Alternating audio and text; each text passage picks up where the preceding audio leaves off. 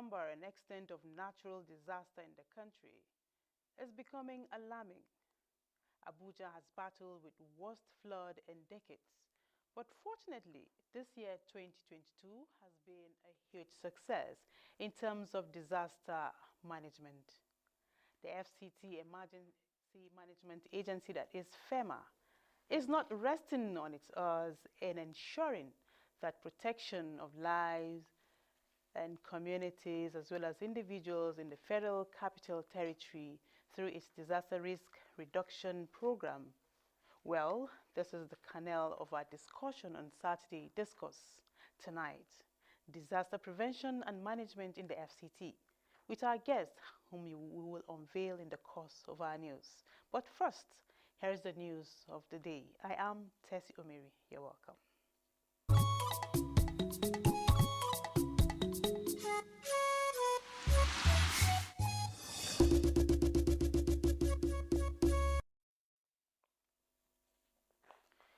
Let's begin with health.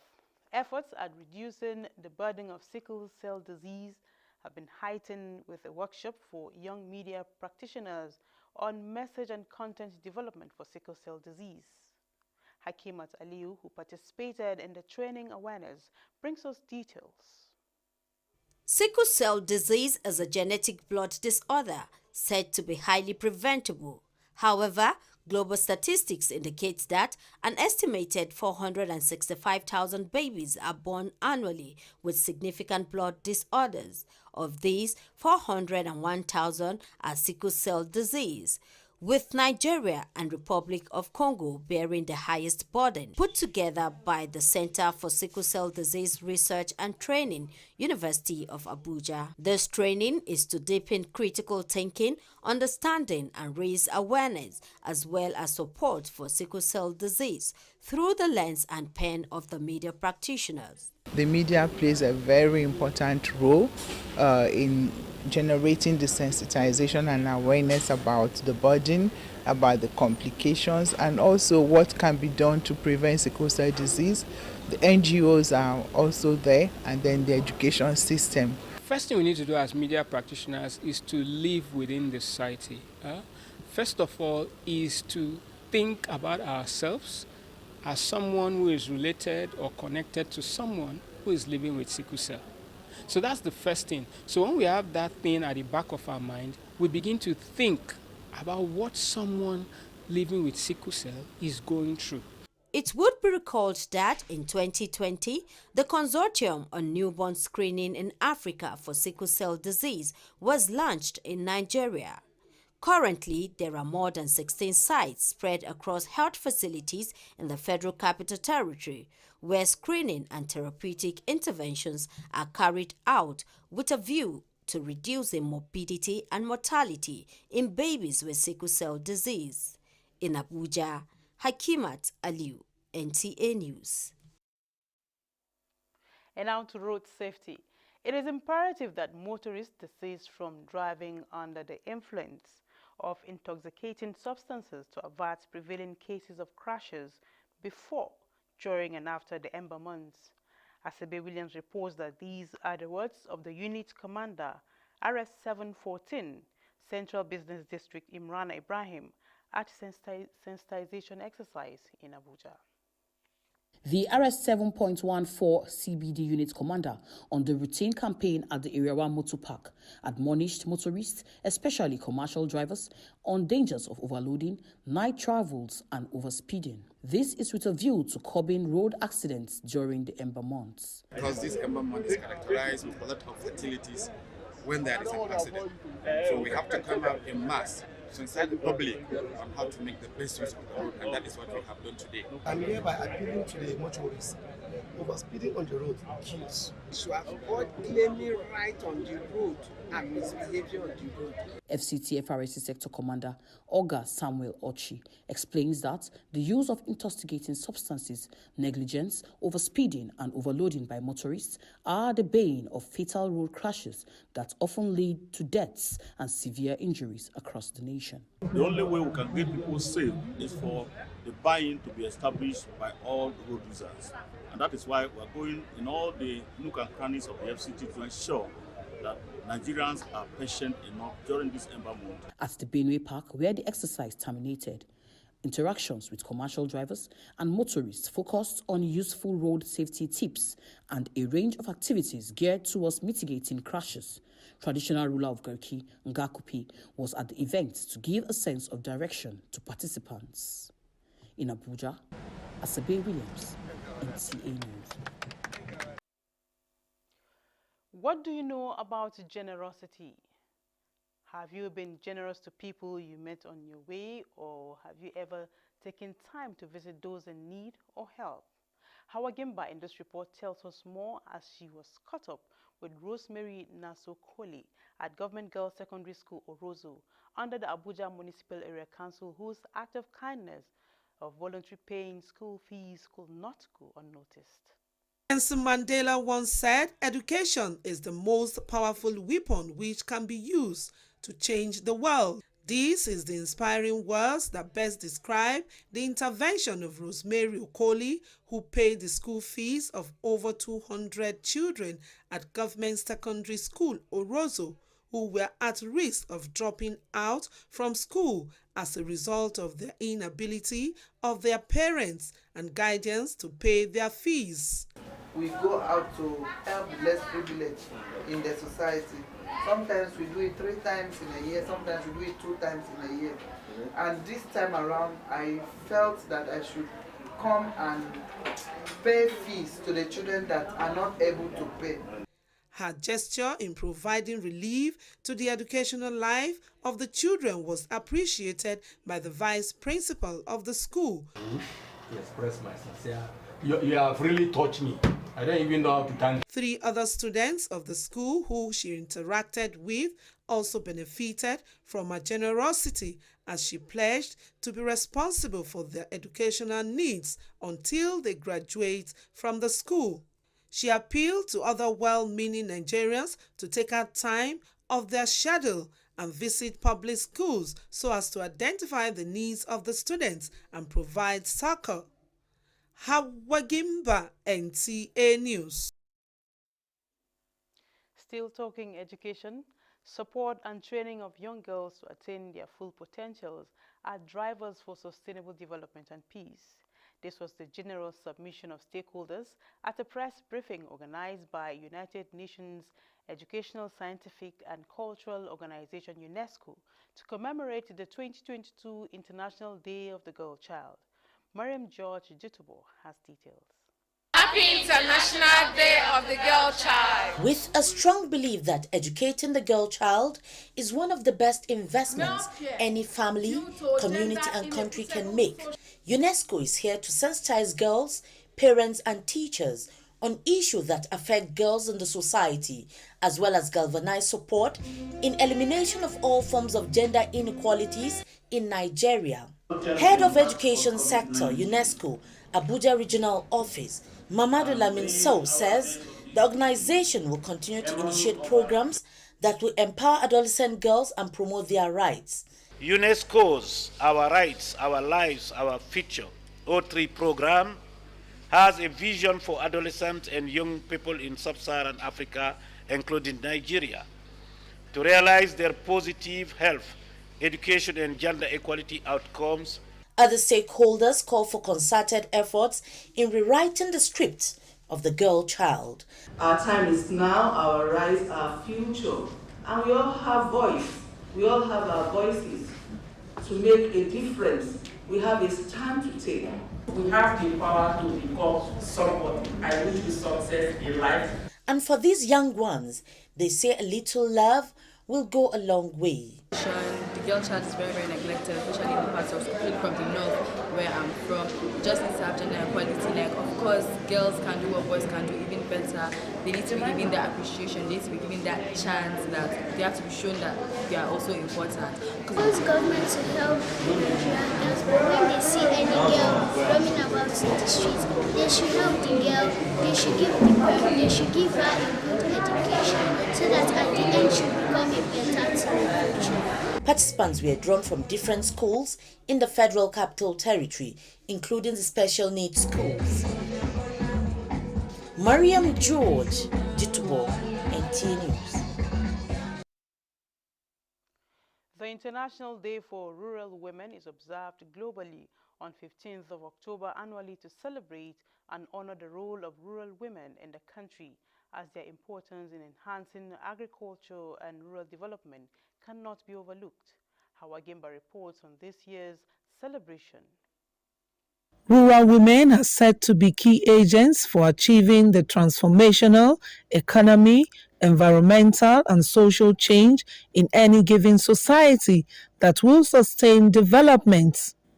In most countries around the world, rural women and girls play a critical role in ensuring the sustainability of rural households and communities. Due to our background, even while growing up, we were taught by our parents to plant very little things around our houses, like scent leaf, like ugu, greens, aleho, food that we can use. So you can see that most grassroots women are involved in farming, and that is responsible for the food supplies that we see in Nigeria, and also helping to the economy of the country. Because most times you find that in the rural communities, the women are the ones who are more in charge of both producing, manufacturing, sourcing, and also preparing of these local foods. And over time, rural women have not been taken seriously in the community. Like when it comes to other aspects of the society, you find out that rural women are not taken so serious. And I think it is high time for us to take these things very serious. Rural women make up about 50% of agricultural labor force in a developing world. Of social media, I encourage them to put their products even online so that people will see it and then order for them. They should keep farming. Farming is a good way to go because you can never go wrong. You will not lose your money. According to World Bank collection of development indicators, about 26.25% rural population female was reported in 2015 and 47.25% in 2021. The 2022 theme is Rural Women, Rise and Claim Your Basic Right to Sustainable Development is coming at the time most countries have faced with the challenges of insecurity, among other basic challenges. Hawagimba, NTA News. To enhance indigenous communities' resilience and mitigating problems in the environment was the focus of Discourse at a town hall meeting in Gwagwalada organized by Association of Wives of FCT Traditional Rulers. The president of the association, Hannatu Nga, says the aim is to refresh women on the need for environmental cleanliness and personal hygiene. Safia Inoma Uchi has more. The town hall meeting brought together associations of youths, women, traditional rulers and family heads who deliberated extensively on the environment, personal hygiene and gender-based violence. To throw more light on how to curb some of the environmental issues we're having and how to even, right from grassroots level, talk to people so that they can increase their awareness and better their lives. It's a very welcome idea, trying to organize the women of the traditional rulers women to make sure that these sanitation issues are raised to the standard that the environment will be clean. Majority agreed that government should not be involved in everything, especially issues that directly affect them individually, which they can take care of. Challenges towards achieving the goal were made and recommendations were taken. It was agreed that every household should initiate positive activities that will save the environment. Knowing that the environment gives back to you what you give to it. The environment owe it to us to give us clean and good health, and we owe it to the environment to take care of the environment. We still expect other people to come and support us, especially the donor agencies and even our local NGO in the FCT in Nigeria. Association of Wives of FCT Traditional Rulers is aimed at improving the lives of children, women and the less privileged in rural areas in the FCT. Safia Noma Uchi, NTA News. We now go on a short break. Saturday Discourse continues in just a moment. Stay tuned. The immediate cause of the latest queues in Abuja remains unknown. Conceived with the intent to ease the flow of traffic in the nation's capital. Whichever way it turns out, either to consolidate on the existing mandate or institute a new dispensation. Located within the Abuja Municipal Area Council, AMAC. How much do people know about ADR? Are charting a path to having more youth participate in governance, in addition to building young entrepreneurs. Residents of the Federal Capital Territory are calling on the federal government to, as a matter of urgency, look into the situation. You have to strike a balance to have a future that you don't have to regret. Like experts say, what kills really is fear. In Abuja, NTE News.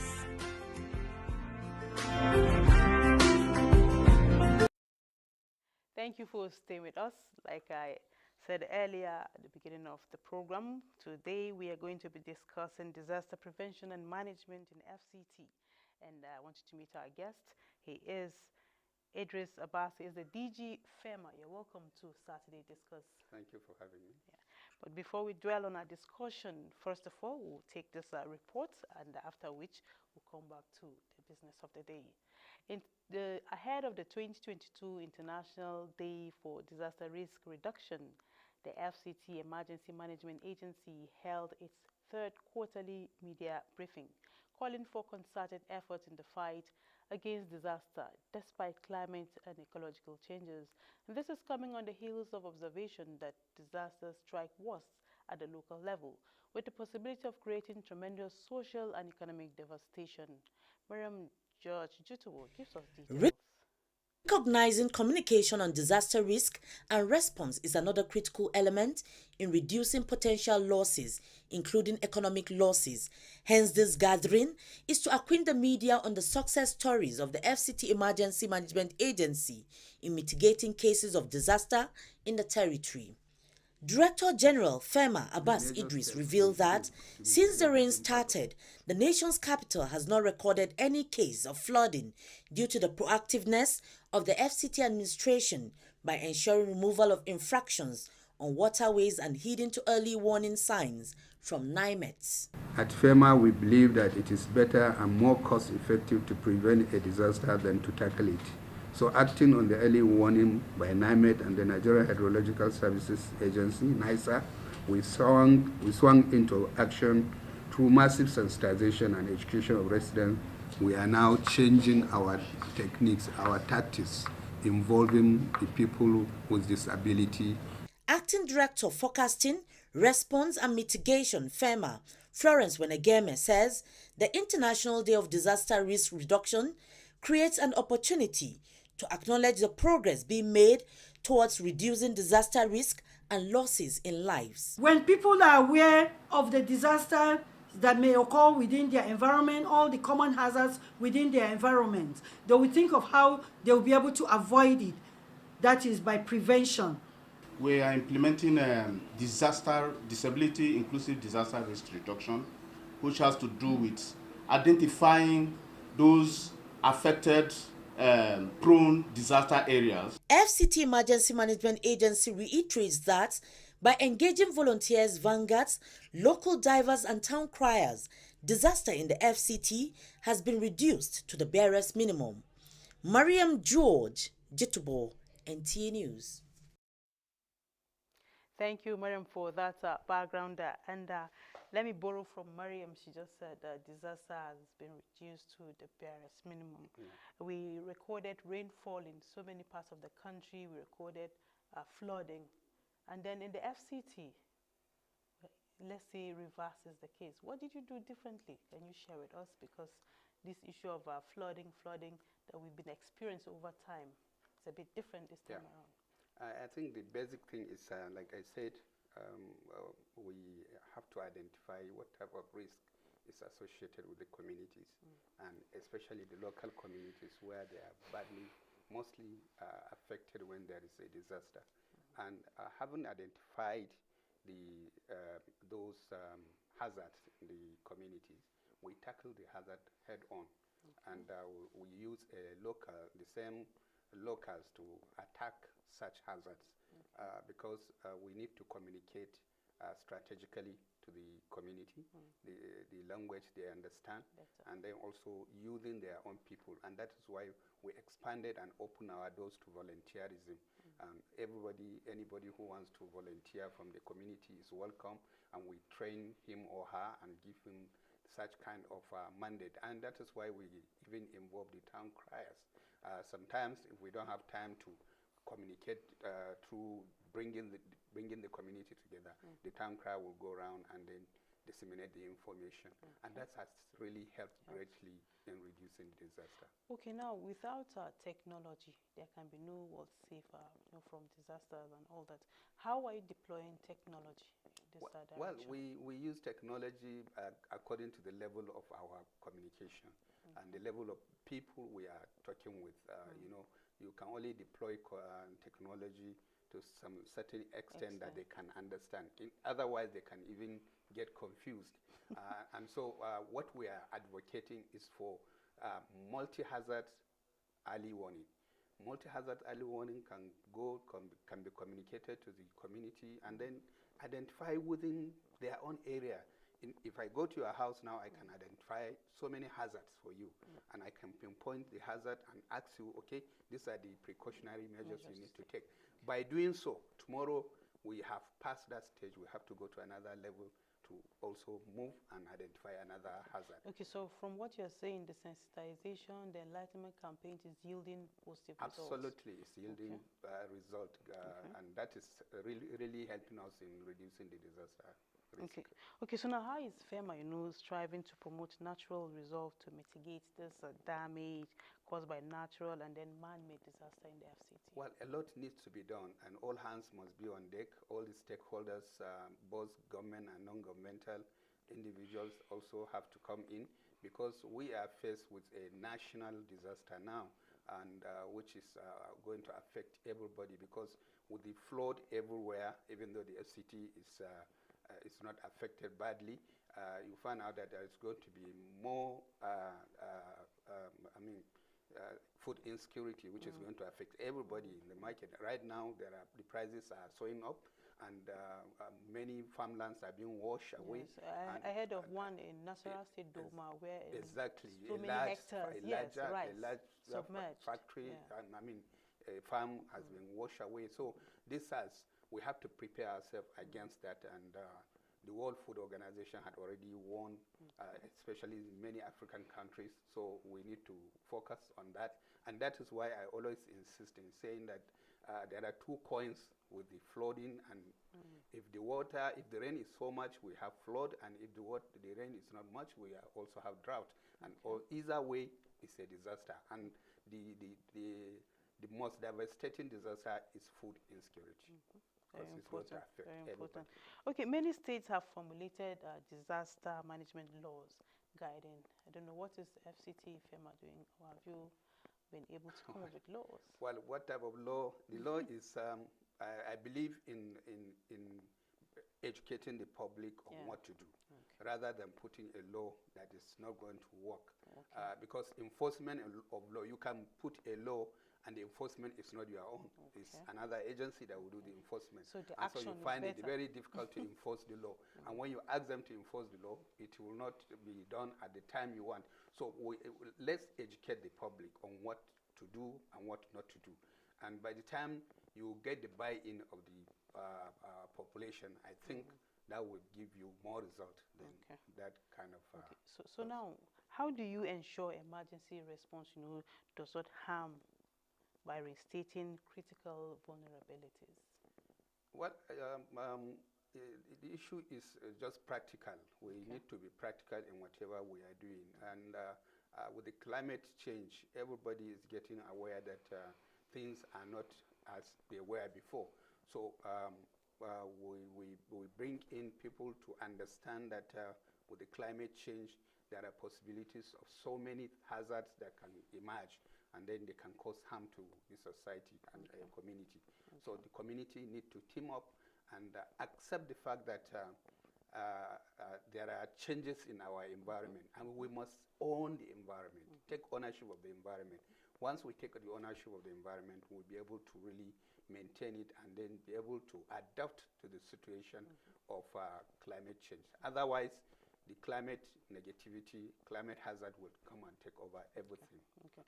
On this note, we must commend the agency for the reduction, like we have heard from the reports and from the news. It's not escalating like we used to hear it. Thank you for coming on the program this evening, and we hope that you sustain this effort so that the issue of flooding will be a thing of the past in the FCT. We'll do our best. Thank you. And one more message, please, if there is anything, dial 112 toll-free emergency number for prompt response. Yes, 112. Okay. Toll-free emergency number for prompt response. Okay. Thank you so much. And that's it on the discussion segment. Hope you have been able to grab one or two things that will be useful. Up next is sports.